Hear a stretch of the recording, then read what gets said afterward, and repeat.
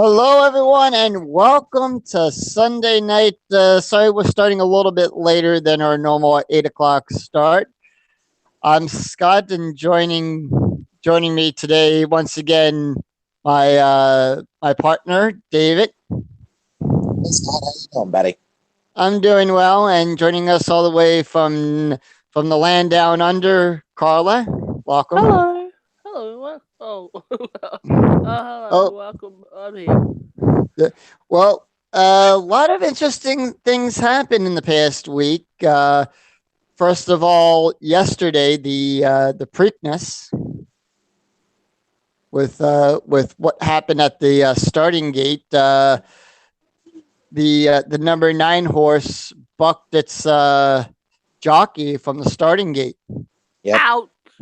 He was considered a no start, and any bets on him was returned. All right, so yeah, I know it took the track stewards a while to get hold of the horse and everything, but Yes, it did. at least it happened at the start of the race, not midway through the race. So at least he's And not. nobody was hurt. Yes, Mhm. and that did not affect the outcome of the race. So, and as you said, I think as you said in private chat earlier this week, like right after that incident happened, it's been cursed this year. Yeah, the Triple Crown has been cursed. And we're just 1 year out of justified winning the Triple Crown. Right. What's going to happen at the Belmont? We've had a disqualification of the winner. We've had this happen. Oh, I guess It's hard to say what's going to happen with the Belmont Eye. right. Follow you. I can't stop her. Yep. All right. So with that in mind, also in the past week we lost comedic legend Tim Conway as well. So now, Carla, you've It's on the Carol Burnett show. right. Yeah, I know that. And the voice of Barnacle Boy and SpongeBob SquarePants. Right. And probably is more famous for playing Doof. Or The golfer. Yeah. yep. But, and then I remembered also that him and Harvey Korman both starred in an episode of Diagnosis Murder together. Wow. Did not know that. Yep. One of my favorite murder mystery shows from back in the day, starring the great Dick Van Dyke. Mm-hmm. His last starring role. Well, we'll know not really his last starring role. He was in Mary Poppins Returns. Right. Mm-hmm. His last TV series. Yeah, And his everything. last TV series. I should say that. His last TV series. And yes, it was a good one. Yep. And then also this date in game show history, 36 years ago, Michael Larson goes to CBS to tape the infamous Press Your Luck episode. Which we have talked about. We'll talk about more detail as the weeks go on, as we get to the release of Press Your Luck on ABC. Mm-hmm. Right. Well, I guess in a way we could say that a lot of the game shows on ABC have kind of made a homecoming. So they're back where they started from.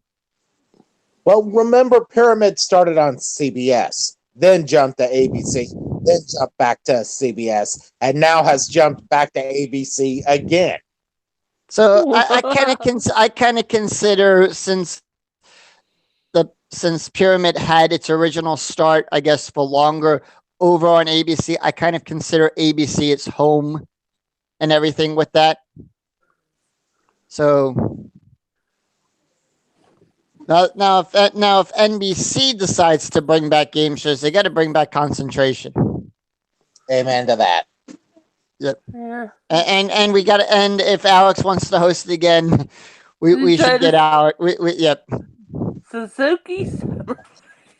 Yeah. Now, a sad piece of game show news this week. It was just announced this will be the final season of Who Wants to Be a Millionaire in the United States. Oh, everyone's favorite show, and one of our own in the game show community actually was on Millionaire. Devere was on Millionaire, and Paul showed me the episode. He actually won $10,000. He got his check a while back for that as well. Huh. Did He not won, he won 10K and had the Regis monochromatic look with that. But I guess that covers all of the game show news and everything. And with that, I know Buzzer's been showing their respects to the late Doris Day as well. Yes, they have. Yep. But now, yep. And now, for the reason why we're all gathered here today, and this episode might be a little longer than the standard 90-minute episode that we've done in the past because we have a lot to talk about with this. But we are here to talk about the classic game shows of Nickelodeon. First network for kids. Yep. Now, Nickelodeon has made some good ones and it's made some turkeys. Tonight, we're going to talk of what may be a few of the good ones and maybe some of the not so good ones. Depends on your perspective. You can't talk about the games of Nick without mentioning this one, Double Dare. Which is what I played as the opening. Yeah. Okay. Double Dare, and no, do not confuse it with and created by Jay Wolpert. Oh, I didn't know Jay Wolpert created the Mark Goodson Double Dare. Yes, he did. See, you learn something new every time you listen to this podcast, folks. Mm-hmm. I thought that was Bob Stewart that created that. No, Bob Stewart long left Goodson Todman by the time Double Dare came around. Which was the first time Alex worked with Goodson Todman. Right. Wouldn't certainly be the last. Right. He would come back to do Concentration and To Tell the Truth. Mm-hmm. Which we talked about in our Alex Trebek tribute podcast a while back. I think it was our very first one for the season. Okay. Now, Double Dare was created, at least the kids' version of Double Dare, was created by Nickelodeon executives Jeffrey Darby, and I forget who the other guy was. Most people right now. But most people connect Jeffrey Darby as the creator.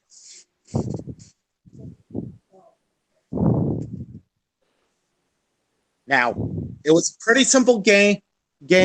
Answer trivia questions and hope that the other guys can't answer it. If you dared them to win cash and prizes, the one thing everybody remembers about it is the bonus round, the 8 challenge obstacle course. Right. And the longest running host for that is everyone's favorite game show host. Can't talk about Double Dare without talking about Mark Summers. No, you can. No, you can't, my friend. Mark Summers. You know, interesting enough, Mark Summers got his start in show business as a page on The Price is Right. Wow. That's how he got his start in show business. He was a page on The Price is Right. Led to being a substitute announcer on Joker's Wild with Jack. Mark Summers hung around the legends of this business to learn this business. He Right. did what we probably would have done. And considering most of those game show hosts, the game show hosts of legend, all came up from radio. Yes, they did.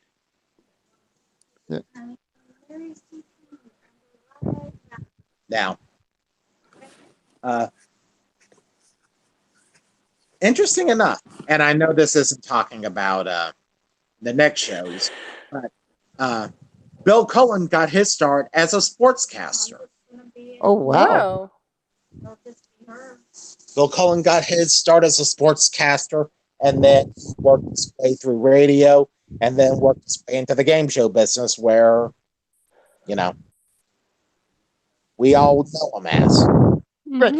Now, here's the thing that we'll get into talking about Double Dare in the next podcast, but I want to bring up the season 2 changes that they made to it and everything. The super sloppy changes. Yes. So it says here, according to the wiki page, that it premiered on a completely new format while the overall front game and obstacle course structures remained intact.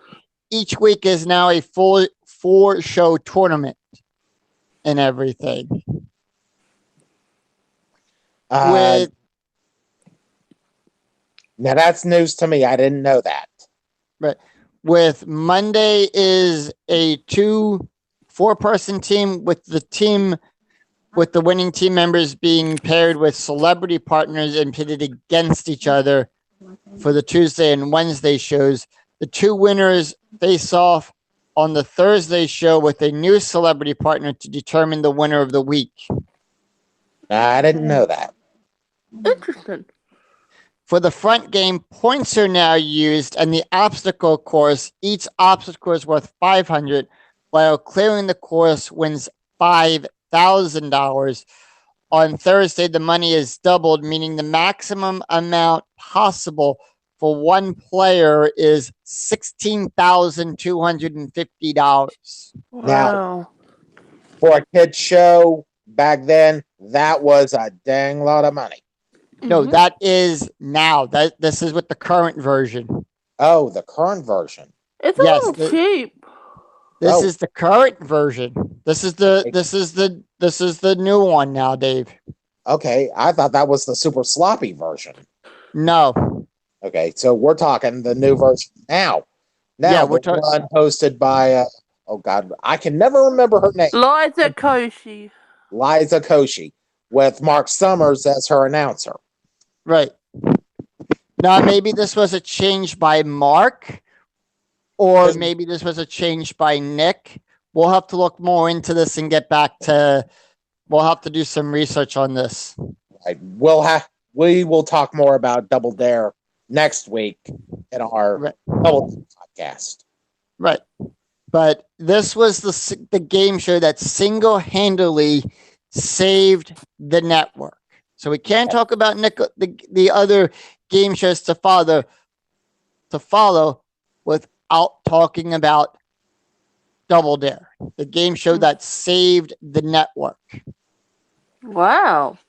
Yeah, it single-handedly saved Nickelodeon. People forget about that. And the interesting, and a little bit of other Double Dare fact, it was actually taped at the WHYY studios in Philadelphia. Season 1 was. After that, the studios were ready. It moved to Nickelodeon Studios in Orlando, and that's where the show stayed until the show went into syndication in Los Angeles.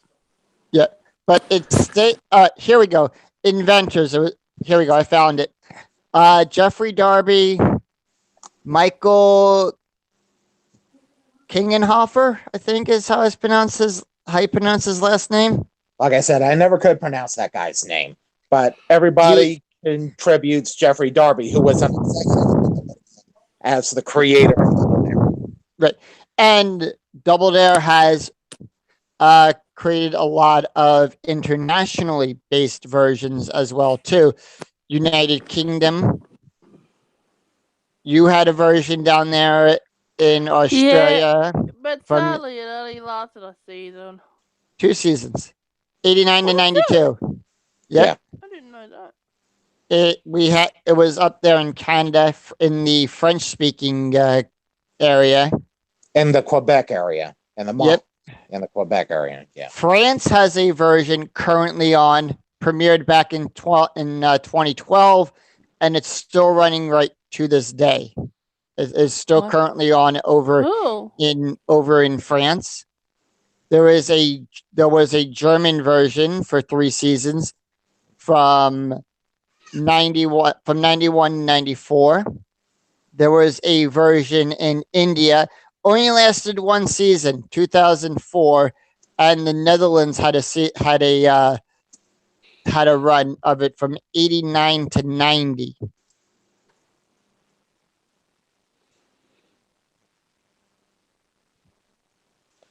Anyway, we'll talk more about but you can't mention Nickelodeon without mentioning Double Dare, and you can't mention game shows on Nickelodeon without mentioning Double Dare. Mhm. Right. And we will talk about every version of Double Dare next week.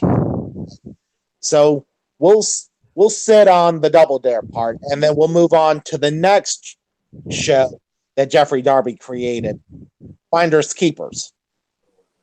Probably one of my favorite game shows. Now, for those that don't know what Finders Keepers is, it was in essence a kids' version of the game show Camouflage. I did not look at it that way. It was in essence a kids' version of Camouflage. You were shown a hidden picture and given a clue as to one of the hidden items in the picture. The kids had to run up to the picture and circle where it was. That was for the syndicated version. Okay. That was the syndicated version. That the was with Larry Toffler. That's the Okay. that's the version where they had to run up and place it on the board.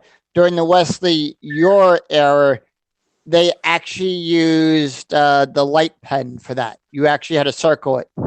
Okay, so they used an electronic pencil like they would in the solo round of Right, Now You See. right. Or with Final Jeopardy. Okay. Yeah. But anyway, finding one of those pictures earned you the right to search one of the rooms in the house, Right. which was a big, oversized 8-room house that took up an entire studio. You got to remember, Finders Keepers is built in 2 different studios. Oh wow, I did not know that. One studio was for the hidden picture round, and then one studio had to be used for the actual searching of the house. Now if I remember during the Wesley Your era, they actually were in front of the giant house and Right. everything. And then when they went to the house, that pulled apart. Right. So They kind of like did that, but in the syndicate, I'm more attuned with the syndicated version. Forgive me, but the syndicated version, they were 2 studios side by side that they used. right. And we can't talk about Finders Keepers without actually mentioning some of the famous rooms that they've had in the house to search. Like for instance, Grandma's kitchen. yep. Frankenstein's laboratory, Right. the dungeon. Right. The sewer. Yep. And I remember in one episode of that they actually had someone play Norton from the Honeymooners. Oh my god. And then you just hear off camera somebody say, "Norton, read the clue." You had the caveman living room, which was a throwback to the Flintstones. Yabba dabba doo. Now, Carla, was there a version of Finders Keepers in Australia? I don't think I was aware. I don't think we had. Okay. Now I know Britain. you can win a Britain. most of the prizes you'll win on Finders Keeper was essentially cash. It was double was essentially prizes. Finders Keepers was essentially cash. Right. There was a version in Britain. There was a There was British a version. of Finders Keepers in Britain. Yes. Okay. Anyway, the idea was anyway for people that have not seen it. After you And oh, go ahead. the British version of Finders Keepers ran from 91 to 96. And a whole lot short-lived longer than our version. and a short-lived revival back in 2006. The question round in the revival was called Find and Keep, was based on the first format of the comedy Bob Stewart produced Bill Cullen host I Guess. Oh, Oh. They based it off of I Guess. So paying tribute to the great to the legendary Bob Stewart and Bill Cullen on that. Now, this was one of the two Nickelodeon game shows that actually had a home game release as well. So cool. Double Dare had a home game release, and Finders Keepers also had a home game release as well. I actually had the home game of Finders Keepers. Oh, wow. Awesome. And can you give us your thoughts and opinion on it? It was okay. It required a lot of creative thinking on your part because you couldn't create, the 8 rooms of the Finders Keepers house. You had to use what you had there. They did supply the hidden pictures for the pictures round. Oh, nice. But what they did is they gave you diamond cards to hide in the rooms of your house, and essentially playing I Spy. You had to give clues to where you hid that little diamond card. The object clue card, as they would. And the team with the most and also hidden amongst one of the rooms was the if I remember correctly, I think it was called the instant prize room. Yes. The person the team got to search that room won a prize automatically, regardless if they found the object or not. Right. Now, no, they had to find the object. They had to find the object. I thought it was you won the prize automatically. No, I'm actually looking at it right here on the wiki page, and it says in the second round, one of the 4 rooms which was not searched yet was the instant prize room. If a team that won that room and once entered into it, like a secret square sound would go off and the room would flash. If the team can find the object in the 30 seconds, not only did they win the $100, but they also won the prize. Now, the team that won the most money out of a possible $1,000, because that was the maximum you could win, was $1,000. Out of a possible $1,000, the team that won the most of it got to participate in the bonus round, which was called the Room to Room Romp. You had to search 6 rooms in 90 seconds. Right. And I believe there is a record time for that. For fastest time searched all 6 rooms. Now, I didn't know that. I didn't know they kept those records. I believe so. I'll look that up now. Okay. Yeah. But And this was also one of the very few parts of the show where the audience got involved by shouting out the 6 rooms in order of how they had to be of where they Had to search. right. Yeah. They had 90 seconds, and I can quote the rules on this too. They had 90 seconds to find the object clue cards that were hidden in that room, and it told them it had the clue for the next room, and it also told them where to go. Each room having a more valuable prize, and you won a trip if you manage to search all 6 rooms and find all 6 objects.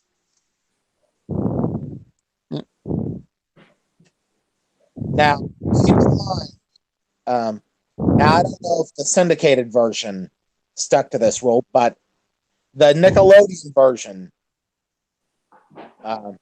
they were pretty tight with the prize budget. And we'll talk more about that because it became more prevalent as the years went on.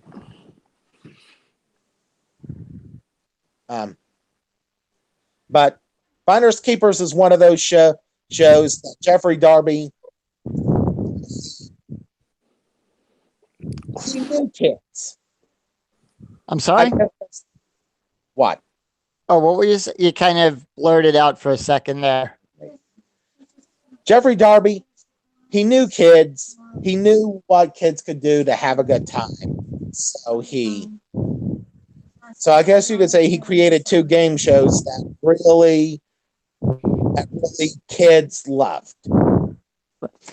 And a lot of us that grew up with the show, I think this is a show that should be brought back and everything. All right. Now, just like with Double Dare, Finders Keepers, the first 2 seasons with Wesley Ure were also taped in Philadelphia as well. Again, it moved to Orlando for the next season. No, it did not. Oh, it did not. No, the syndicated version was taped at Hollywood Center Studios in LA. Okay, I did not know that. I thought for the first season, Orlando and then moved to Los Angeles. No, this was before Nickelodeon Studios opened up. Okay. So for the first 2 seasons of Finders Keepers taped at WHYY in Philadelphia, the syndicated version was taped at Hollywood Center Studios in LA for the first season before moving to Fox for the second. Before moving to Fox Television Center for the second season. Okay, did not know that. Yep. Now, of course, because we got Double Dare and we got Finders Keepers, we also got a whole bunch of, I guess you could say, game show clones. Those 2 shows, Funhouse being the most popular of those. And Double Dare always poking fun at Funhouse. I think that was like a running gag throughout the whole series of Double Dare. That Mark would just poke fun at that show. I never seen episodes where he did it, but I'm not gonna say he didn't. Right. He probably did. Right. It was in jest, I believe. Yeah. Now, I'm getting off topic here again. I will mention this one more time. Many people credit Stone Stanley as the creators of Funhouse. They were not the creators. They were just the producers of the show. They were just the producers. The creator of Funhouse is a name that many people would recognize in game show community. As a matter of fact, he talked about it in detail in the final episode of the original game show Talkin' Fun. Ooh. Yes, I'm talking about Ronnie Greenberg. He was the creator of Funhouse. We have to see if we can get him back on again if you would like to talk more in depth about that show. We talked a few minutes about it, but but he did tell us, he created it as a favor for Stone Stanley Productions, and he said, and he went on to say, I didn't know that kids would love it as much as they did. Right. So then let me ask you this. With Double Dare making its return back for season 2, does this open the door for Finders Keepers and possibly Funhouse to come back? We're already seeing that, and it's because we'll talk more about what Double Dare has done, what Nickelodeon is going to do here in the future. Well, so But yes, before, it does open the door for that to happen. right now, I know Carla, you're from down under, and you're from Yeah. Australia and everything. Have you in any way, other besides YouTube and everything, have you been able to see any of these shows that we are talking about? The only no, but there is a couple of other shows, game shows. You haven't mentioned that we have seen on Nickelodeon Network in Australia. Guts and Legend of the Hidden Temple. We're going to get to those. We will yet. Now, do you think, Dave, that Nick would, with the brilliant mind of Mark Summers, and I do say this very heavily, that Mark does have a brilliant mind as a game show host. I guess we can say now he's also a producer for the show, for Double Dare. Well, he's not only its producer, he now owns the show outright. He bought it from Jeffrey Darby. Does this open the door for Mark Summers to try to bring back, like, let's say, Funhouse, the other game show that competed with Double Dare, even though it wasn't? Absolutely. I mean, you can see it in what once was old is now new again. Right, and we see that a lot now with ABC's Summer of Fun. Right. Now, with Press Your Luck coming back, with Card Sharks coming back, right, and everything. Now, let me ask you this then, Dave.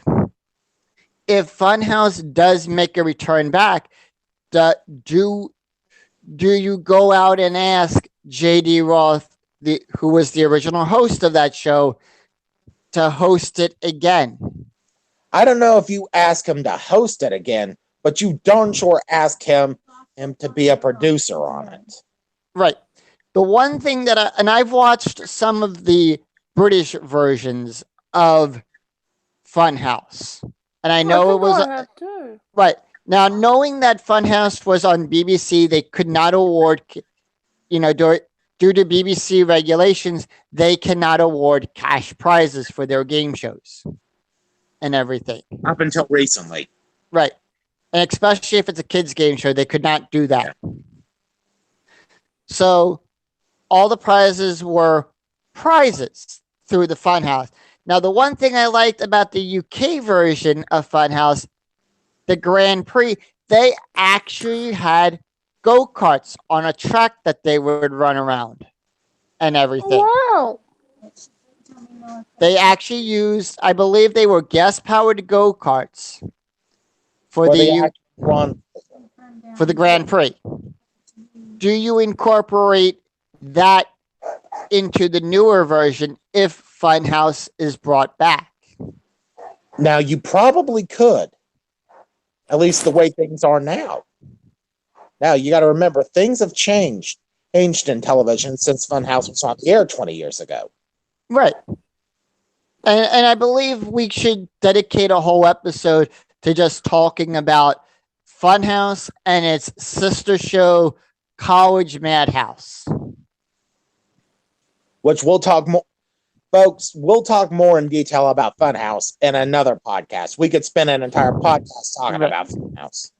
For right now, the best thing I can do is watch the review that Cindy Seidelman did over on the Game Show Garbage website. I believe she put it in with the games of 90. Yes, So- I've seen Yeah. it too. So do check out her review of College Madhouse and Funhouse over there on that. If you like a good in-depth review of how the show was played and everything. So, and we can't, if we're talking about the early days of Nick, there was one other show in this superfecta. I guess we could say it was the trifecta of And it game was a show. and this one was also created by Jeffrey Darby. This one was also- It was his answer to Jeopardy, a kid's version of Jeopardy. Make the grade. No, Ooh. there was, I'm thinking of the one before that.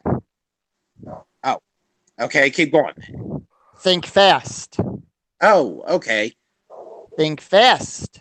Because that show was also one of the original 3 game shows. You had Finders Keepers, Double Dare, and Think Fast. I did not know that. I thought it was make the grade. Finders at Double Dare. Yep.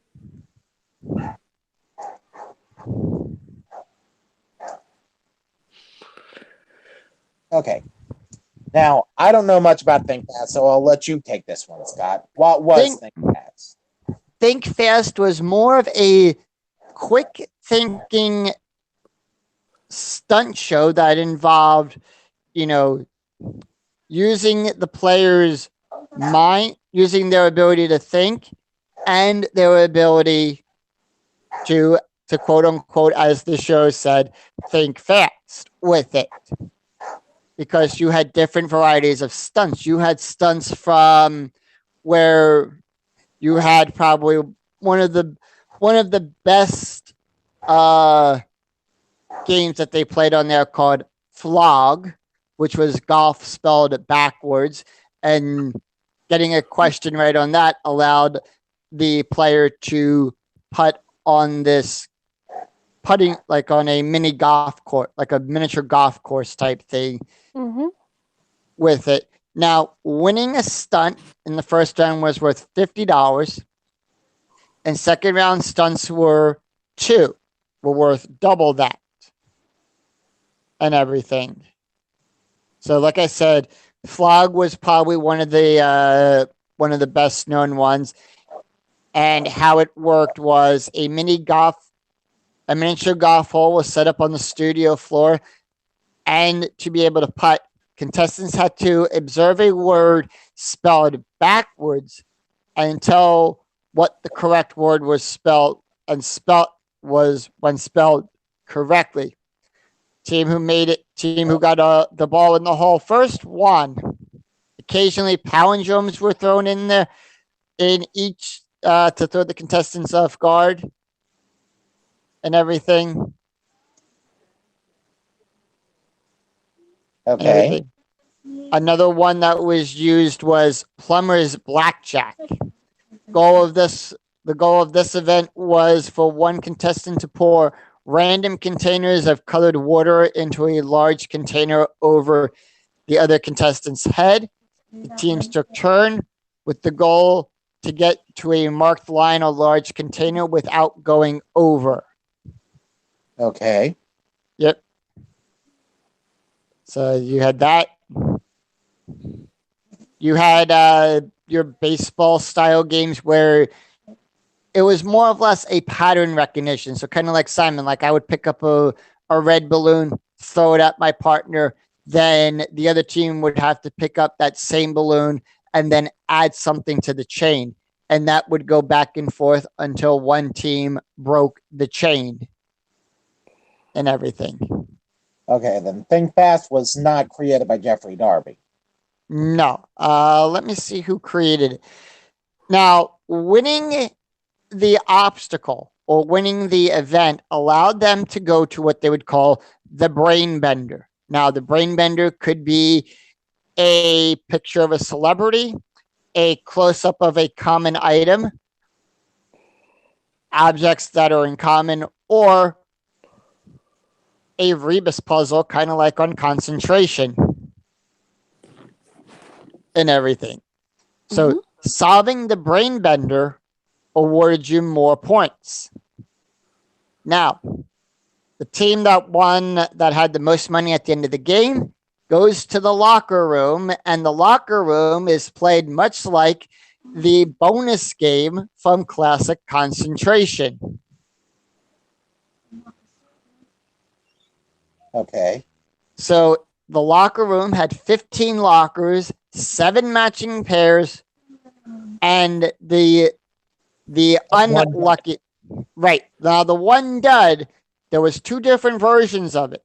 In the Carrington version, which when that was taped before moving to Nickelodeon Studios, Carrington, little known fact about that is when Disney decided to do the remake of Let's Make a Deal and everything, when the days that they were not taping in the studio, there were the days that they were not taping Let's Make a Deal, and they brought people in so they could show what a real working studio was at MGM, at Disney MGM Studios. Carrington hosted one of those runs of the non-taped version of Double Dare. I mean, of Let's Make a Deal. Okay. Wow. And I got that's credited to Cindy Seidelman as well, because I got that information from one of her videos from the 90s video of Let's Make a Deal. I know we know more that we can't talk about, so I will end it there with that. Please do. Folks, there is some things that we're not at liberty to share about what we know about the production of the 90 version of Let's Make a Deal. Out of respect for Mr. Greenberg, we choose not to talk. Right. So, and I know Cindy talked about more or less, how with the show and everything. So I'll leave it with that. I think she also ended it where we, with the same information that all of us have as well.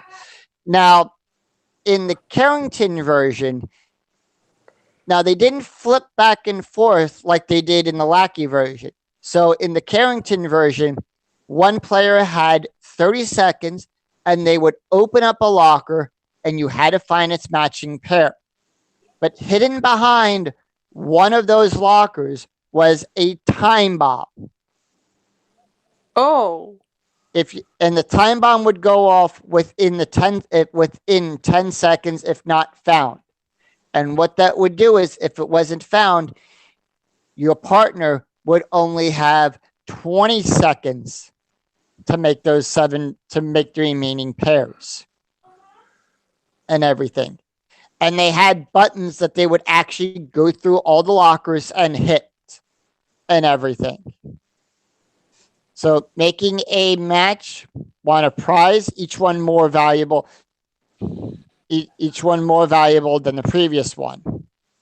Then when we get to the Lackey version, which was taped at Nickelodeon Studios, they had what they called the red herring and everything. Oh. Now the red herring, not to be confused with the person that Freddy is always accusing of in A Pup Named Scooby-Doo.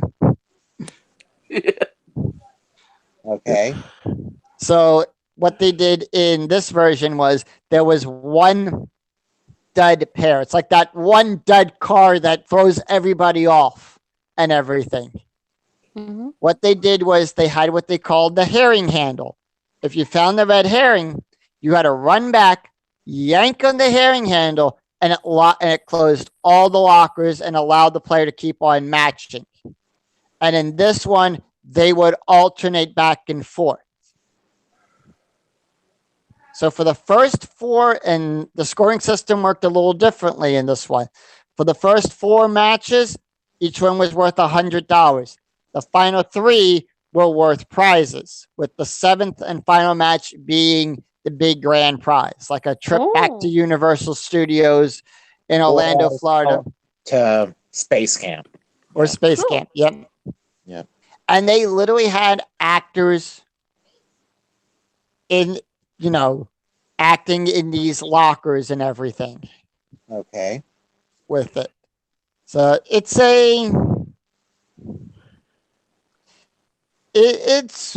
one of my favorite. I like the end game because it reminds me more of the car game from Concentration. Oh. Okay. Now, go ahead. Okay.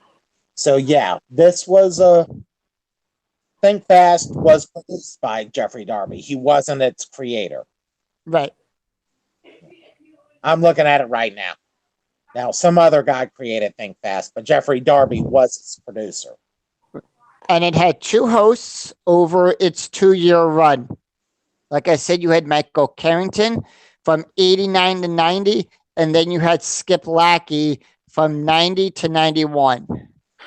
Actually, Cindy Sullivan did a review on Skip Lucky on her channel. Yeah, and she went back and did a proper version for it too. So that takes care of what I like to call the Nickelodeon trifecta, the very first 3 kids game shows that ever premiered on the network Awesome. and everything. And Okay. these were by far the best. In your opinion, there are Right. some other ones, and like I said, we're going to talk about those right now. Now, the fourth one that premiered on Nickelodeon was it was more of a traditional game show than it was a sloppy, than it was a stunt base. It did have stunts in it, but it was more, your knowledge that won the game. Right. Make the grade. Yes. Probably by far one of the greatest. I think Nickelodeon's only other trivia game show that they've ever attempted to do. Real trivia. Yeah. Right. You are right about that.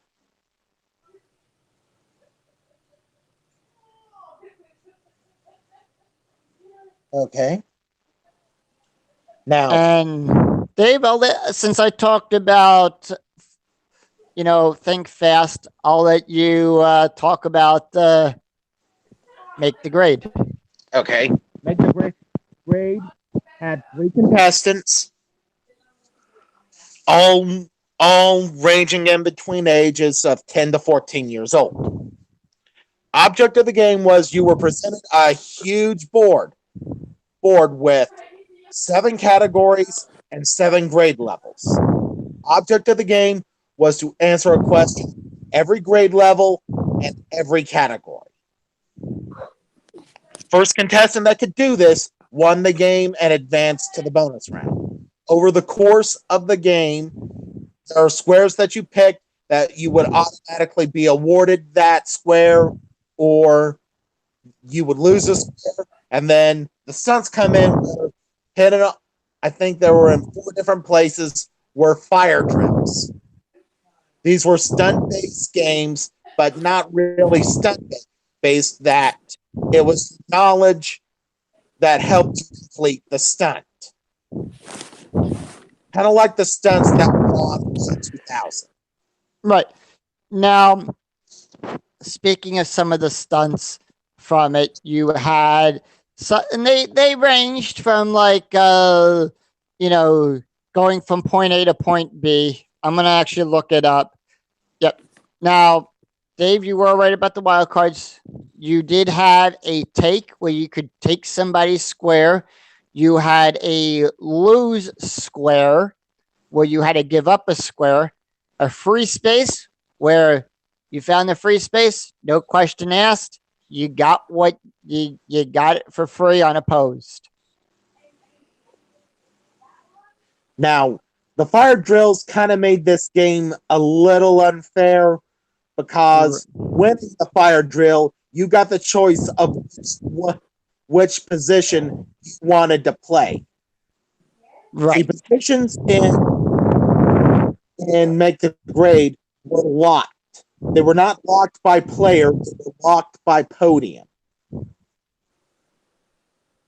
And I kind of think that is where the show kind of falter with that, because you could be in dead last, hit the fire drill, win it, and then only have to answer one question to win the game. Yeah. Many game show enthusiasts saw that as a game break. And I think, go ahead. A game breaker is what we call something that makes the game unfair. Right. Now, taking that in mind, if we were to bring back Make the Grade, how would you fix the fire drill? And we'll go down the line. We'll actually start. I want to start this one with Carla this time. Carla, Well, how would you fix the fire drill? Now, knowing it's a stunt, but you're not giving up your podium or the position of what you've already have answered and claimed, how would you fix the fire drill? I would fix it not positioning the people. That way, if someone who come last, they can try and catch up and try and win the game. I think that's fair. See, that I think, Carla, that's what me and Dave were just talking about. That is what we considered a game breaker on that and everything. Oh. Well, I was So- sorry. I don't think that's a good idea. Right. So how would you fix it to make it more fair and everything? I'll let you think about it some more, okay? Okay. Dave, how All would right, you fix it? All right, then how would I fix the fire drill? First off, I don't know if I would make the fire drill a stunt. But if we were to leave it as a stunt, the winner of the fire drill gets a prize and gets one more square for free. Gets 2 squares for free. The person that finishes in second place gets 1 square for free. The person that loses the fire drill gets nothing. Now, how I would fix it, I would say person who wins the fire drill gets $100 in cash, second place gets 50, and third place 25. Okay. So you would make the fire drill a strictly game for a prize. Right. Or in this case, for cash. Money. Yeah. For cash. Okay. All right. In Now- my opinion, Go ahead. I think I like David's idea because I couldn't think of anything at the time. I probably agree with his idea. Oh, that's fine. Okay. You're allowed to do that, Carla. But anyway, once a player completed the goal, no matter how they completed it, they played what was known as the honors round. They were asked rapid fire questions in each of the day's categories. The first 4 was for money, and the last 3 were for prizes, and completing the honors round won a trip. Right. The big prize was won if the honors round was completed successfully. For the first season, the prize was $1,000, and later it was changed to $600 plus a grand prize, which was always a trip back to Universal Studios where the show was taped. Okay. Now, we got to talk about the set for a little bit there with that too. Yeah. It kind of reminded me of watching the Jetsons. The way that set looked. Yeah, I could see where that was. Now, do you think a show like this could work today on Nick?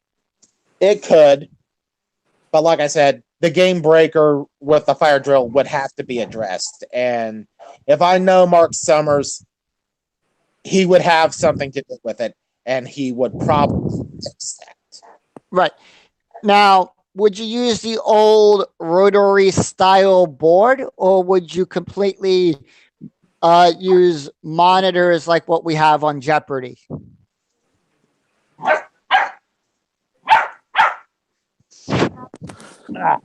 We have a visitor to the podcast. We have Dave's dog. Yeah, my dog. Say hello, sweet nothings. So, Okay.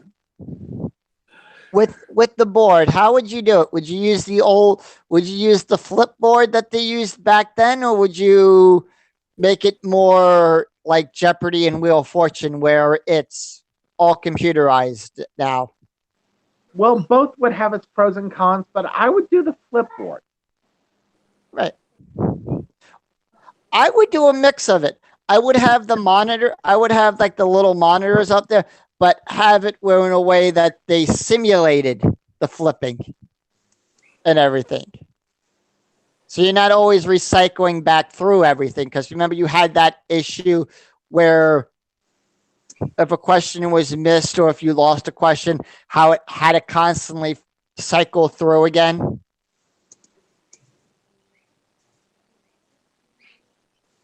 For that. I couldn't hear the question. You broke up, buddy. So with the original show, when you had to give up a square and stuff, the board had to cycle all the way through back to its original starting position. Right. So I would say with it, you know, you use a combination of it. You use the old flip style with it, but you have it you have like the little television monitors where you don't have to cycle through all those cards and everything. You just push a button and it cycles right to what you need it to do. Okay, makes sense. And yes, that would work a lot better than my idea. Right. Because they had to cycle through all that too. So I think that was also more of a time waster too for the show. Right. So, save time, get more questions in. Right. And it lasted 3 seasons on Nickelodeon. Lou Schneider for from 89 to 90, and then Rob Everett Morris from 90 to from 91. Okay. Yeah. Now, that brings us to the early 90s of Nickelodeon game shows and everything. Right. And when you talk about that, the first one that comes to mind is Get the Picture. Right. Which I am actually bringing up right now. Hosted by, I think he's actually from Boston. Hosted by Mike O'Malley. Yes, he is. He's from Boston. Oh, he must be happy that the Bruins are right now in the going for the Stanley Cup. Now, this was actually his first of 2 game shows that he has done for Nickelodeon. Both was for Nickelodeon. Both were actual hits. I'm sorry? Both were actual hits, and we will talk about them in a little detail tonight. Right. Well, and we'll actually start off with Get the Picture. Yep. As you can see, ladies and gentlemen, if you're tuning in, we're going in somewhat chronological order of these game shows from when they started to current and everything. But we're talking about the classic ones, the ones everyone remembers. And this is one that a lot of us remember. and everything. It also it had one of those weird sets too. It kind of looked like you were inside a computer with it. Excellent. Dave. Yeah, it did look like you were in a computer. Right. So what are your fond memories of Get the Picture with I this think game? it's the fact that just the gameplay of it.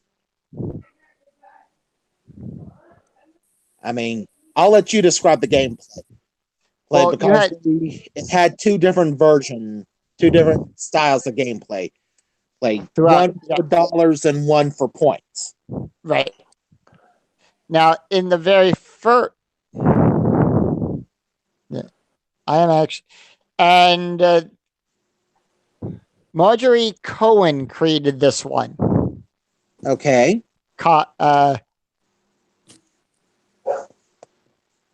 There's a picture of the pilot set up there too in the wiki page. We'll post a link to the wiki page where we're getting all this information from too. So for the first, this one actually lasted. It was a daily show from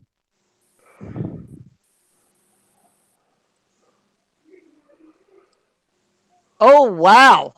If you really want to talk about game shows starting on weird dates, Dave, remember how I brought up in like a pot in some random thing when we were talking about Tic Tac Toe 90, how it ended on my birthday?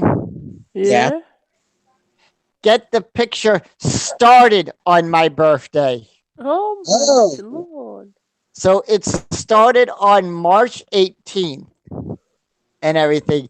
Now the game consisted of 2 rounds and everything, and there was 2 different scoring formats. The first round, the rounds stayed the same. So round 1 was always connect the dots and everything. They would put up on the grid of the grid of 16 and everything, an item that was disconnected by dots.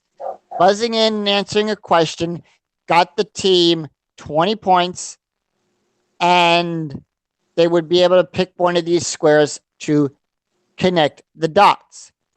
And behind one of those squares was a power surge. And in a power surge, you would play some type of mini game for it and everything. And I remember successfully completing the mini game. They showed an actual picture of the object. Right. Now, solving the item or solving the picture, I should say, awarded the team $50, but the team lost 20 for an incorrect guess. There was 2 power surges within where which were picture guess games worth $20. And then we moved to round 2. In round 2, it's played just like everyone's favorite game, Connect the Dots. And this is a dot game for this one. The board was broken up with 4 points on them, and a new subject was revealed. Categories were the same as in Connect the Dots, but there was an additional category that featured such as person, people, game, sport, place, action, or event. The puzzle was hidden behind the logo. The host would read a series of questions with multiple answers, 2, 3, or 4. Any team that gave all the answers earned 40 points in this round. And if the team missed any part of the answer, the opposing team could give the remaining answer to steal the money. Once the host reread the question, the team that earned the money selected 2 dots to connect for every answer of the question. If the lines formed a box, that portion of the picture was revealed. This round, a correct guess earned $75, while an incorrect guess still cost $20. There was 1 power surge sitting on the board in season 1. However, it was now a physical activity, completing the power surge, and this round earned 40 points. And some of the different power surges were as follows. They were breaking up broken up into two types of games. You had the knowledge ones and you had the physical ones. And physical stunts only appeared in season 1 of the show. So some of them were airport security, where they were shown items being put through an airport security X-ray machine. Rebus Mania, where the team would be shown a rebus and have 20 to 30 seconds to solve it. You had Clue Me In, as in Pyramid and Password, where one member would give a one-word clue for the other to guess, and the team had to guess 3 in the allowed time. I know. Go ahead. Either way, I know you're talking about the kind of power surges, but we got to speed this up, man. Right. We're running out of time. Oh no. Since this is a big subject, Yeah. we don't have to, We'll probably split this up. right. Yeah.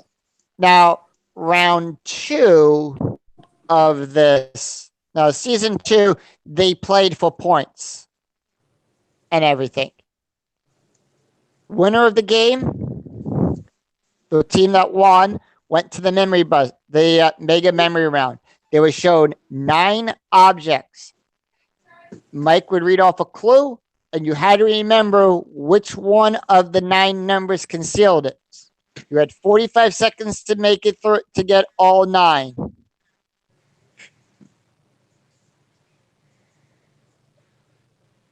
The more you got right, the better the prizes, and Right. clearing the board won the grand prize. Right. Now, season 2, it was 35 seconds on the board for that one. And that was basically get the picture.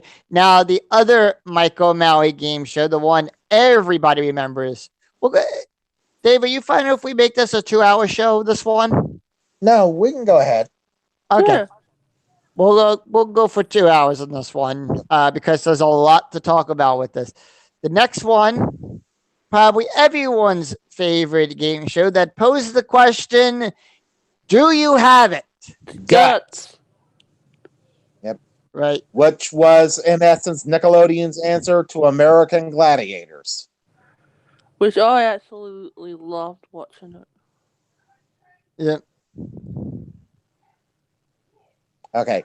Guts, pretty much, like it said, was a kid's version of American Gladiators. Kids competed in different events.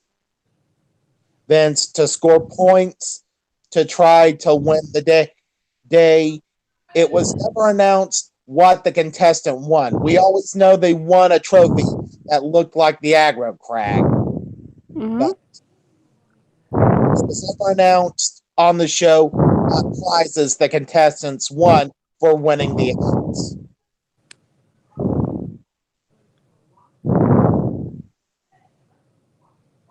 I am actually looking that up because that's on the wiki page. So, Dave, why don't you run through while I'm looking that up? For those who probably out there who have not seen it, have not seen the show, why don't you explain about the show and how it was played? Okay. Nickelodeon Guts, there were different events. The most popular one of those events was called Basic Training, which is the contestants ran I think it was a 6-section obstacles. Right, and I've actually found it right here. Yep, and some of those obstacles were always either a cargo net, a wall climb, going through weight rings, and everything.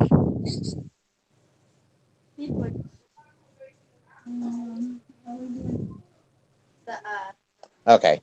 Anyway, And then, there were 4 events plus the aggro crag. The aggro crag was always the final event of the day. Each event, the person that did the best in the event won 300 points. Second place won 200, and last place won 100 points. Mm-hmm. Now in the aggro crag, And I think all, point system was different. I forget what the point distribution was, but usually May- it's the amount. Dave, I still remember the Mo's rules explanation for it. And for those of you who have not seen it, may I? Each of the three players has their own identical side of the crag to climb. At the start of my whistle, each player must light up each of 7 actuators located on their side of the crag. The first player to hit all their actuators, including the final one, at the peak of the mountain would receive first place points.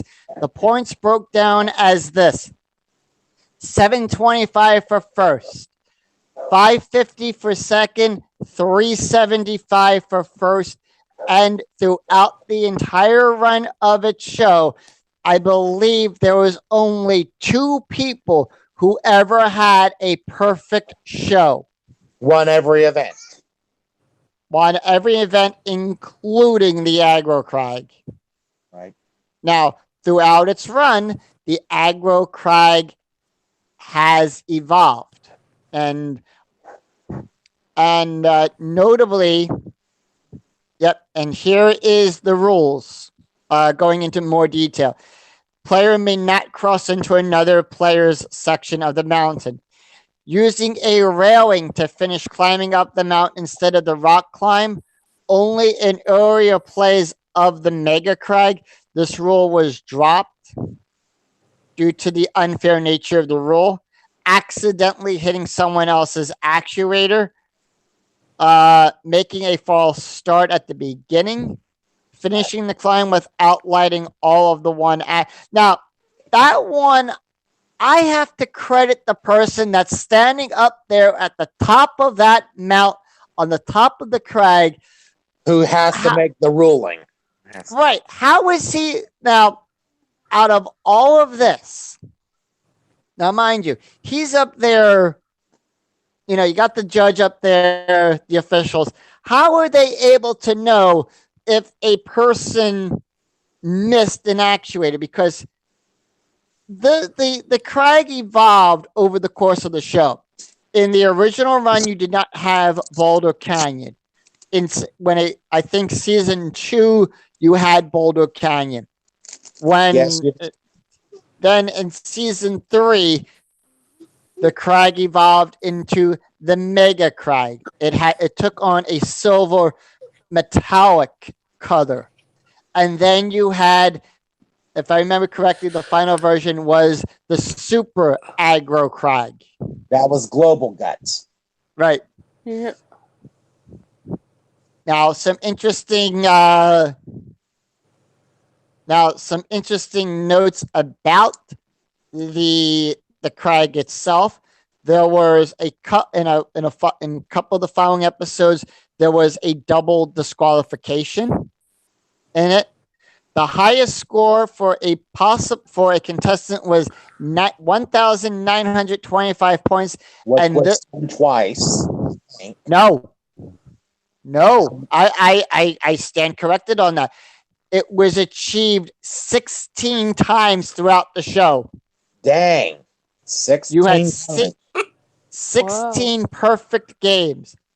Three contestants who achieved this score from the first season in 92 were invited back to compete in a 1-hour Guts All-Star special in 93 to kick off its second season. Now that's a way to start season 2. You bring the 3 people back to champions. Right. Which there was only one other show in Nickelodeon's history that ever did that. And that was Double Dare. Yep. The only show that did it. Right. Yeah. And the total height of the crag was 20 to 28 feet tall. Wow. Took up the entire studio.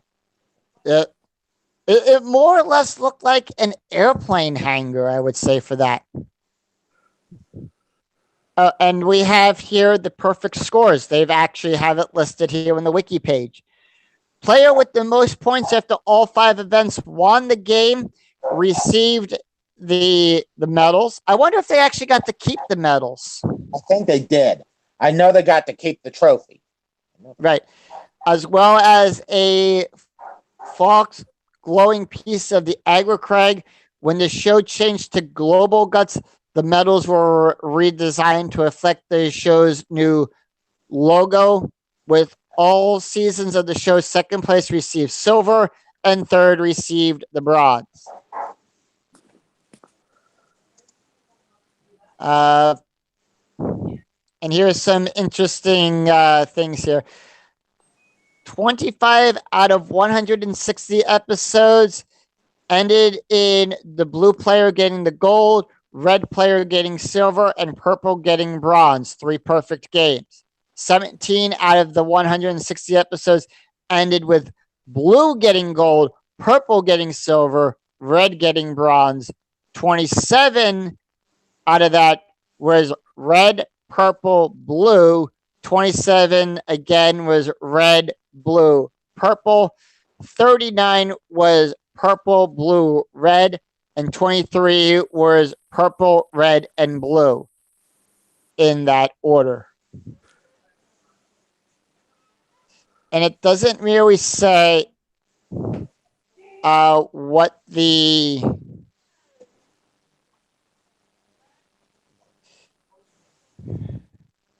now for the global season, they actually had to redesign the stadium a little, the studio a little bit. In addition to airing the program in the United States, it aired it on Ukraine television over in the. It aired in Australia too. Right. It aired on countries, on right. several countries Nickelodeon. You got to remember Nickelodeon at that point was in several countries. The United Kingdom, Israel, CIS. I think that's the independence. When after the Soviet Union broke up. And the funny thing about that is, and not to be disrespectful to that, the medal counts at the end of the Global Guts season, which was his last season, going down by the gold medal count. Here's how it all played out. United Kingdom had the most gold medals at 8. Mexico had 7. United States had 6. Germany and Israel both tied with 4. Spain with 2. Portugal with 1, and the Russia area. They had none. They didn't pick up any gold medals at all throughout the Global Guts competition. Wow. They did have the most silvers, though. They did have 7 silver medals. Finished second in quite a few of the competitions, right. But never won the whole thing. And everyone finished even. All medal counts were 12 across the board. Okay. So, yep. 96 medals were given out throughout the entire run of that show. Awesome. Yep. 96 by 3, and that's how many episodes made up yep. At the competition. Right. Now, if we're talking about Guts, we got to briefly touch on the revival of it. My Family's Got Guts, which was a turkey. Right. That I mean, if Nick is to bring back Guts, and Mark, if you're listening to this, this is a show that needs to be brought back. I think not just from us saying it. I think a lot of the fans that grew up with the show would love to see it back. How bad was My Family Got Guts? We've considered it a version of Nickelodeon Guts is pretty much what it was. Yeah. Now, Dave, let me ask you this: with My Family, if we were to bring back Guts, do we get the original team back? Do we get Mike and Mo back? I would say yes in this case. If they wanted to come back and do it. Now, Mo, she's a stand-up comic. She's working the stand-up comedy circuit now. Now, And what's Mike been up to lately? Do we know what he's been doing? Well, I know he did a sitcom called Yes Dear back in the 2000s. Right. but that's the last we've heard of him. I think.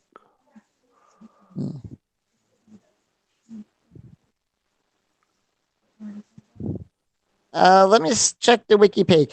But moving on, now we're into early 90s, and one of the other early 90s game shows was Wild and Crazy Kids.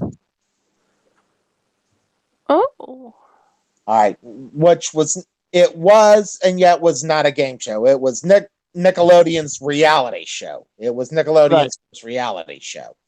It was a show that went anywhere and did anything. And most notably, we'll briefly touch on this. Mark Summers actually guest on an episode of that as well. So, as did a lot of the stars of Nickelodeon at the time. Right. And it was a very fun show. It was a show that just had kids having fun. There was like an episode where they went to a water park and everything, and they based all the games around that. Most notably, they did a lot of games with baseball and everything, if you ever noticed that on that show, Dave. Yeah, I remember. And that's the episode that Mark starred in. He threw pitches for a particular baseball game. Right. Now, the other game shows that came out in that time, probably the most famous, I don't know if we can consider this just as famous as Double Dare, but definitely one of the best up there. I put it up there with Double Dare.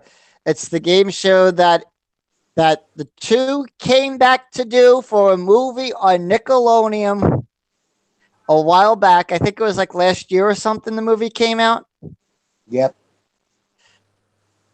And it only lasted 3 seasons, but it had a Indiana Jones type feel to it. Oh, I know where we're going. Legends of the Hidden Temple. Oh, that was a good show. Yep. And this is one of the show, and this particular show, Legends of the Hidden Temple, is another one of these shows that, in essence, saved the network. Oh, I did not know that. I did not know that. I did not know that about Legends. It's like every time Nickelodeon needed money and needed it quick, they rolled the dice on a game show, and the game show delivered. Right. And this one was done by Stone Stanley Productions. Stanley. Yep. Yeah. And they were the creators. Yep. I'm gonna look that up right here. And it consisted of 6 teams. Right. It's the same 6 teams, just different players every time they played the game. Right. 1 boy and 1 girl. Right. And each of the teams had the same opportunity to chance to advance through and go to the temple. Make it through the moat, you went to the steps of knowledge. The 14 right. Made it to the steps of knowledge, you played the temple games. Keep going. And then through the temple games, the team that earned the most pendants of life got to run through the temple, which was the dream of many kids back in that day. And yep. I think that was one of mine too. Yeah. The temple run.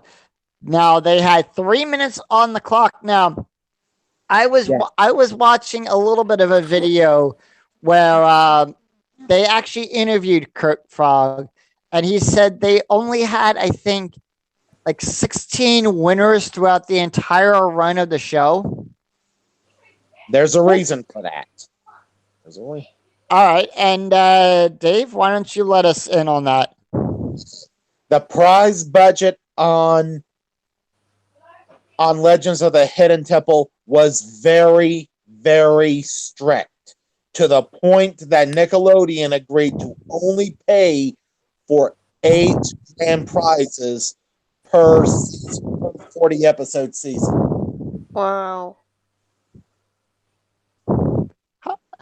And I mean, if, like, and go in ahead. the off ch- and this was actually in Stone Stanley's contract. Okay. All right. If they went over the eight grand prize trips, Nickelodeon agreed to pay Stone Stanley the hook for any grand prize had to be paid after the 8. And I think that's standard now for most game shows, that the production company is on the hook for that. Right. Because the insurance company will only insure to a certain amount. Right. And of course, everyone probably remembers the most famous room of the temple, the Shrine of the Silver Monkey. Yep. It's a simple 3-piece puzzle, folks. That It's all a simple 3-piece puzzle. and what what I have to ask you this, Dave. Now, Carla, I'm sorry for leaving you out most of this conversation, but we do we enjoy having you also here. Do you remember Legends of the Hidden Temple, Carla? Oh, yes, I do. I used to watch it a lot when we had it here. Especially Olmec, who announced stuff, and those creepy monster things that came out of the bonus round. Those were the temple guards. They were Yeah. assigned to protect 3 specific rooms of the temple. Right. And I think a lot of them were just regular, like the guys that you would see stunting the game, making sure that those contestants did not get hurt. Right. The stunt spotters were the temple guards. Right. And from what I understand, Kurt Fogg said, eventually every one of the stunt spotters got to play a temple guard in the temple at one time. I wonder if D. Baker ever got to play a temple guard. Who was the voice of Olmec? Right. The announcer. He's just sitting in there in that thing, having his script, and he's just moving this big giant mouth and everything. And I think the most notable thing is that happened with this show is that in the temple run, one of the contestants actually vomited in the pit of despair. Yeah. Ew! I remember that. It got edited. They Right. had to pull it out, but that's exactly what happened. Right. They had to stop. They had to fix every. Now the temple throughout the 3-season run changed and everything. If you notice that over the 3-season run, it got more darker than the previous season. I didn't know that. Yes, it did. Was there a reason for that? Do you know anything about that? The reason being is you can tell what season we're in because of the way Kurt Fogg entered the game. Season And- 1, he always walked down the steps that were over there by the moat. Right. Now, what Season- about in Season ahead. 2, he rode a zip line in from the top of the studio to the bottom. all right? Season 3, he stood on a ring that swung him around the floor of the arena. Oh. Now, and I think we were talking about this since they made the movie and everything. Is this a game show that needs to be back on? Absolutely. What priority would you give this show? After what Nickelodeon has been doing lately, this needs to be priority one after they finish with a show that we're going to talk about here in a few minutes. Right. And the other show put contestants inside the one thing that I think most of us 90 kids enjoyed playing and some of us still enjoy playing today, video games. Oh, you mean Nick Arcade? I consider this game show to be the successor to a game show of a former guest that was originally hosted by Jeff Edwards, Starcade. I consider this game show to be its predecessor. Without Starcade, we would not have Nick Arcade. Arcade. No, we wouldn't. So, Jeff, if it wasn't for you and Starcade, we would not have Nick Arcade. And I believe this is another show that they're trying to bring back. Bill Moore is actively trying to bring this back. Do we know where it stands with who has the rights? But before we get into that, we got to talk about the gameplay on this one, because this one is unique in a sense with it. Right. I mean, if you haven't seen the show, we recommend after watching this podcast, go check it out and everything. Now, I know the technical limits of the end game, they were on a green screen with that, so that made things a lot difficult and everything. But the front game, you had a lot of things involved with that. You had points, puzzles, pop quizzes, prizes, and of course the video challenge, which everyone remembers, with a lineup of games that changed throughout the game.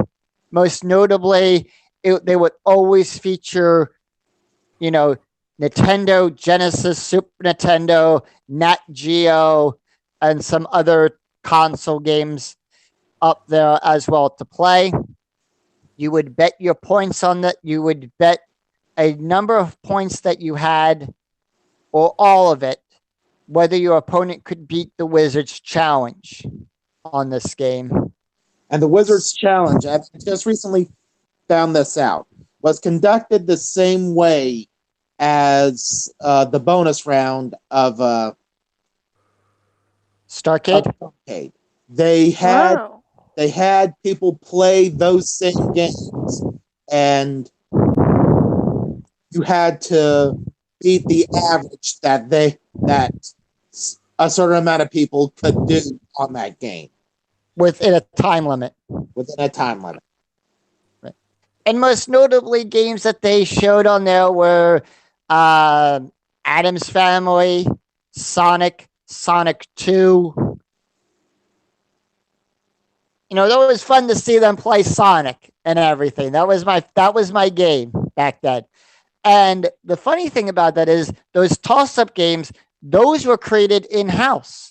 They created those for Nick Arcade. Wow.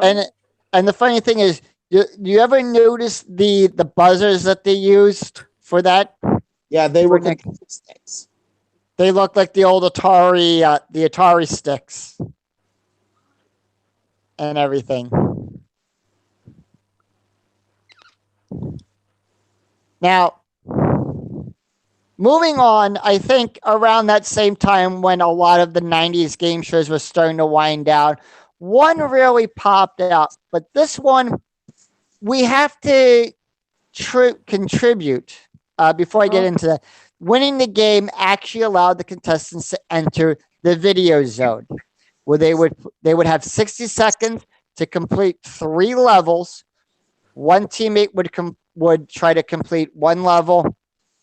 The other teammate would do the other level, and both teammates would be up there for the Wizard Challenge to try to beat the villain for that particular episode and collect the 3 orbs. And you had to do it all in 60 seconds or less. And if you could do that, Harvey, what's the grand prize? You want? Well, they gave away 2 different grand prizes on Nick Arcade.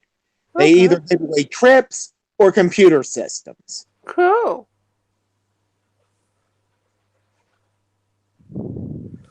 And it was always fun to see.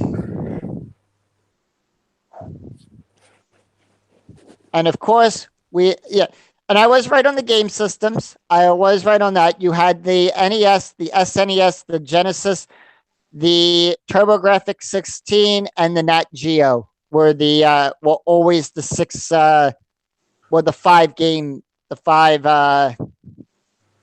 Consoles that consoles. were in use. Yeah. Yes. And they had 30 seconds to complete that challenge with it. And I did get that right. It was the 4 Ps that were always up there on the board. Points, Yep. puzzles, pop quizzes, and prizes. Yep, those were the 4 Ps.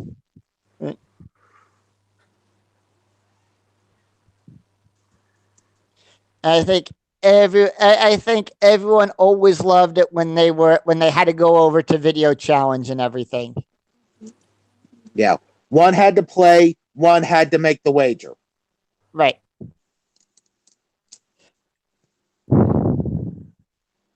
Now, like going on with that, some of the trying to find it. Okay. I'm just trying to find the three bosses for the end game here. Scotia, Mongo, And Murloc. Yep. And they always had the same setup.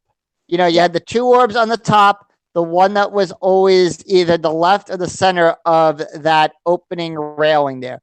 And you had 60 seconds to do it in. And believe me, doing that with a green screen and having to look at a monitor to do it. Yeah. And now today's technology, we can do that better, I believe. Right? Yeah. We could do that with virtual reality. Back then you had to do it with a green screen. Right. And there was a couple specials that they had throughout that where they had celebrities. They had the cast of Welcome Freshmen, Salute Your Shorts, and Carissa Explains It All. Were the three special guests, the all-star episodes on that. Now, like I said, like I said before getting into that, prizes were a space camp, trip back to Universal, bikes, video game systems, a Mac computer, and other destinations, including Jamaica. Consolation prizes were always given on that show. BK Nights, supplies of candy or video games as well. Right. With that. And there was a Spanish version of the show. I did not know that. And because of it being in pop culture, Robot Chicken took a shot at making fun of it. Yes. I wouldn't be surprised. And of course, James Rolfe, aka the Angry Video Game Nerd, reviewed Starcade, and I think also we can consider Video Power to be also one of the big video game shows as well. If anyone here remembers Video Power, I remember it a little bit. Right. We'll save that, I guess, when we talk about more of the video style game shows. And I think this is actually the last one in the 90s realm of game shows. But we can't really talk about it without talking about a legendary game show creator, first of all. Okay. We have to talk about 2 game shows that were created by Mark Goodson and Bill Todman back in the 50s, because those were the 2 that inspired the last 90s Nick game show. And the Okay. two game shows that inspired this were I've Got a Secret and What's My Line? Figure it out. Oh, Right. Yeah. We have to credit Mark Goods. We have to give credit to Mark Goodson and Bill Todman for this game show. Because if it wasn't for I've Got a Secret and What's My Line, we would not have Figure It Out. Yep. All right. Hosted by Summer Sanders, Figure It Out was a pretty simple game. A contestant came onto the studio. There were 4 panelists, all from Nickelodeon shows. Had to figure out what was this person's hidden talent or their secret. And you did it by asking yes or no questions over a period of 60 seconds. Every time you said a word that was in a solution, it was put up on the board. After every round, that panel needs to solve the puzzle.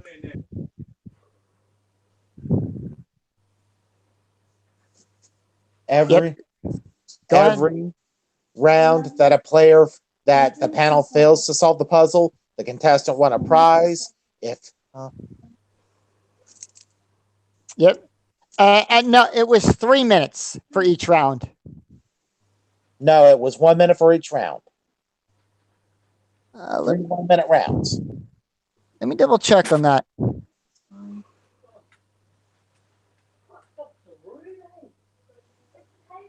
Oh, yeah, you're right.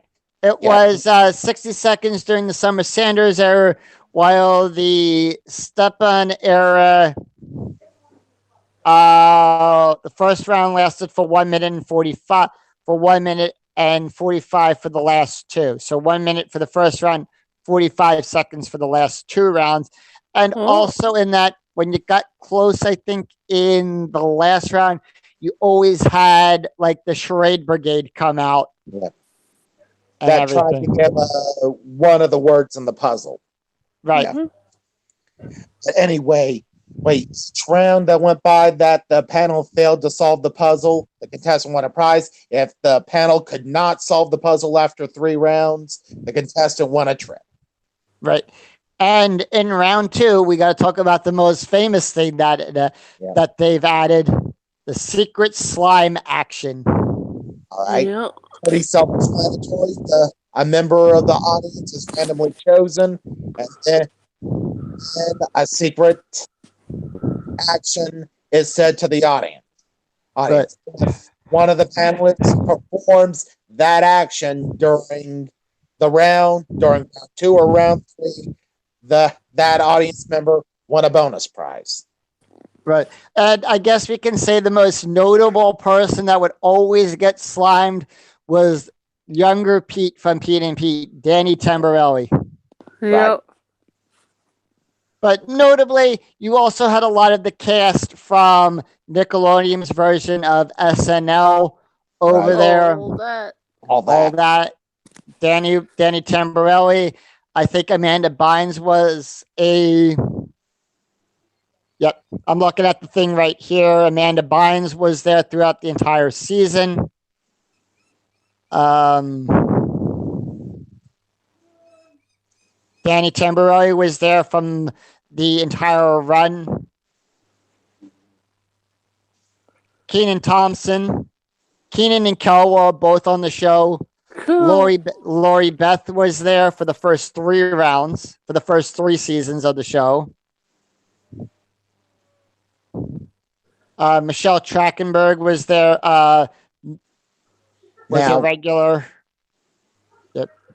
But it went through 3 different, 4 if you count the Jeff Sturbins era. There were 4 seasons of Figure It Out. Season 1 was just Figure It Out. Right. Season 2 was the family version. Right. And season 3 was the pet version. Right. Now, what did they do different in the when they brought it back? They did away with the family version. They did away with the pet version. We were back to the classic season 1 version of the show. Right. Now, do you believe that Summer Sanders was a great choice for that as She host? was a great choice for that. And I will say Jeff Sturbins was a great choice when it was revived.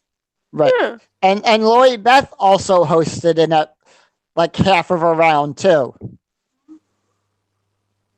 as well.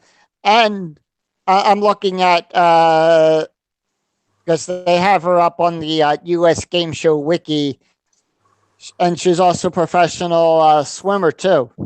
I should note. I should stand corrected. Olympic gold medal winner for swimming.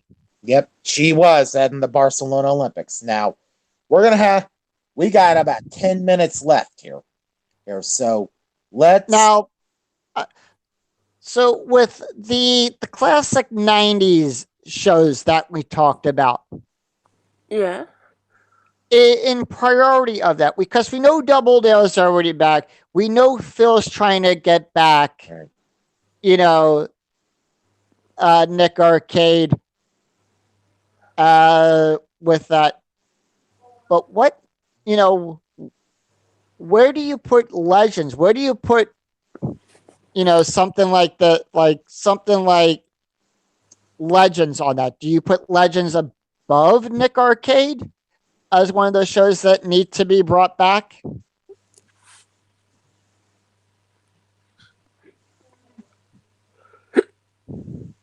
Dave? What? I'm sorry. Do we put Legends above Nick Arcade as like the next game show Nick needs to bring back? We would have to in that case. I mean, as much as I love Nick Arcade, Legends has a better shot. Oh yeah, and one other thing, we forgot to fail to mention, Nick has now acquired the rights to Are You Smarter Than a Fifth Grader? Yep. So how do you feel about that, Dave? This is Mark Burnett, who created Are You Smarter Than a Fifth Grader. They got the broadcast rights. He still is its creator, and he's still going to be its producer. But Why don't he produce Survivor? But to see it on Nickelodeon is going to be something. Because we have no idea what the grand prize is going to be. It could be $1 million. But we are talking to Kids Network. It might be something else. But with adults playing, you can figure this is going to be a big jackpot game. Right. But how would you take a show like that? So let's spend the rest of this talking this out here. Let's play devil's advocate with this. With this, how do you take something where you had adults playing for $1 million in the nighttime version, $500,000 in the syndicated version, and bring it over to and make it a kids game show? Now, I don't think Fifth Grader could work as a game show for kids. Right. And real quick, I know it's not posted on the game show Wikipedia, but it is posted on Wikipedia, the normal Wikipedia page. Right. It says here, Nickelodeon celebrities try to guess the predetermined phrase that describes the contestant's talent. This series is a loose adaptation of What's My Line and I've Got a Secret. That's why I said you have to pay tribute to Goodson and Todman for both of those shows, because without What's My Line and I've Got a Secret, we would not have Figure It Out. Yep. No, we wouldn't. Now, So, now, if you haven't seen Fifth Grader, you're living under a rock, folks. This was number one game show briefly, I think, about 10 years ago. right. And hosted by probably, and no offense to any rednecks out there, probably by far the greatest redneck comedian out there, Jeff Foxworthy. Yep. Now, this time around, it's going to be hosted by John Cena, the professional Interesting wrestler. choice. Right. Now, I want to see how this goes. I mean, is he going to sit down with Jeff Foxworthy to get some insight how to do this? Or is it going to be family oriented where, you have the parents and the family playing the game as well? I think it'll eventually go that way, but I think right now we're talking, solo grown-ups going with the panel of kids to try to win a big jackpot. And Now do you include the kid? Do you include the kids that are involved in that? And let's say they win the big jackpot. Do you give something to the kids as well? Well, they always did at the end of the season. They always gave something to the kids at the end of the season. All right. And usually that was $10,000 in cash. Oh, Which was probably divided up evenly amongst all the No, kids. each kid got $10,000 in cash. Wow. Nice. Each of the 5 kids got $10,000 in cash. Oh, get this. I'm looking at some of the guest panelists that were on there. And one of the guest panelists, and I think you probably recognize this name from the original show of What's My Line, Colin. Oh, no, wait, no. I'm sorry. I read that wrong. Colin Mockery from Whose Line Is It Anyway was also a guest panelist on What's My Line. I mean, on Figure It Out. Yeah. The guy that they're always making fun of for being bald. Yeah. I read that wrong. I was looking at from Whose Line. You mean? But Yeah. I mean, it was a great show. I mean, you couldn't get any better going back and looking at the Goods and Todman era to make this game show and everything.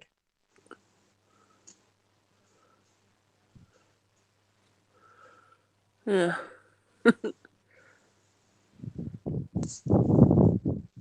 But anyway, this has been an amazing discussion, and we could spend another 2 hours or so on this, but 2 hours to talk about this. Right. Now, real quick with that, how did you think of the second host for Figure It Out when they brought it back? Jeff Sturvins. Yeah. He was good. And you got to remember, he was fresh off of Brain Surge, which we didn't get a chance to talk about tonight. We really need to talk about that sometime. I think we can spare a few more minutes to talk about Brain Surge, and this would be the last one that we add in there. Now, I'm not familiar with Brain Surge, to be honest. Okay. I mean, my history of Nickelodeon game shows end at Figure It Out.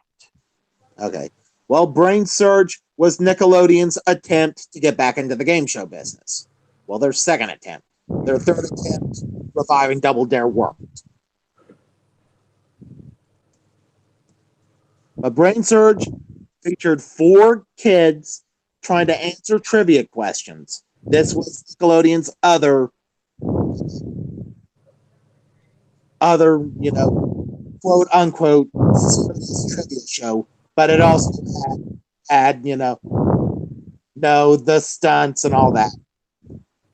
Of course, because it wouldn't be a Nickelodeon game show without stunts, right? Right.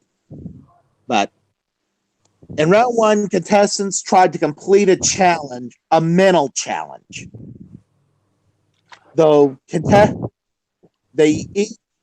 each round, a contestant was eliminated. The game was played in 2 rounds. Okay. All right. And the first round, the object of the game changed from day to day. But the contestant that took the most amount of time to do it was eliminated from the game and had to go down what was called the brain drain, Okay. which was a slide covered with slime and goop. Goop, we're talking Nickelodeon here. Yep. Okay. In the second part of in the second round of the game, it was like around the first round of Hitman. A story was posed to the three remaining players. Then Jeff quizzed the players on that story. Only 2 wrong answers could be given in the round. Okay. The wrong answer put the contestants in the danger zone. The second wrong answer in the round. At that point, that contestant was eliminated. The danger zone. It sounds like they took something from the pilot episode of Lucky Numbers Right. with that.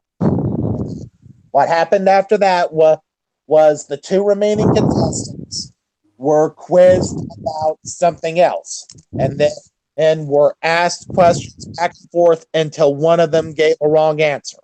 That contestant was eliminated, and the remaining contestant got to play the bonus round for the grand prize. Oh. And that I believe was the light pattern, correct? Right.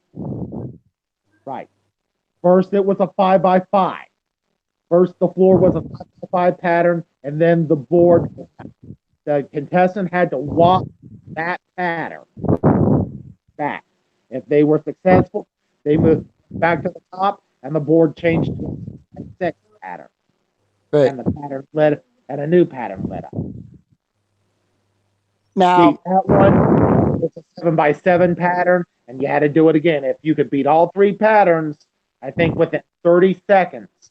90. Hmm? You had a minute and you had 90 seconds to do it. I'm looking at the wiki.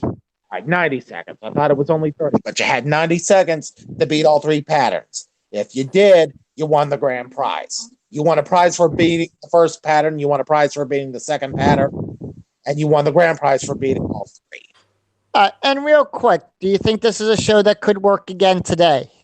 It could work again today, but you'd have to get Jeff to come back and do it. It only worked with him.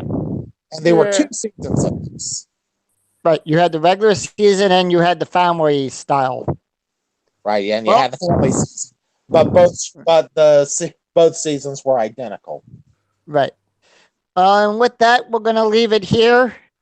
And, we want to hear what, in the comment section down below of this video, we want to hear what your favorite Nickelodeon game show was, whether it be from the classic era or the current era, or, whatever new show they might try to come up with, or one that they should revive. We want to hear your thoughts on this.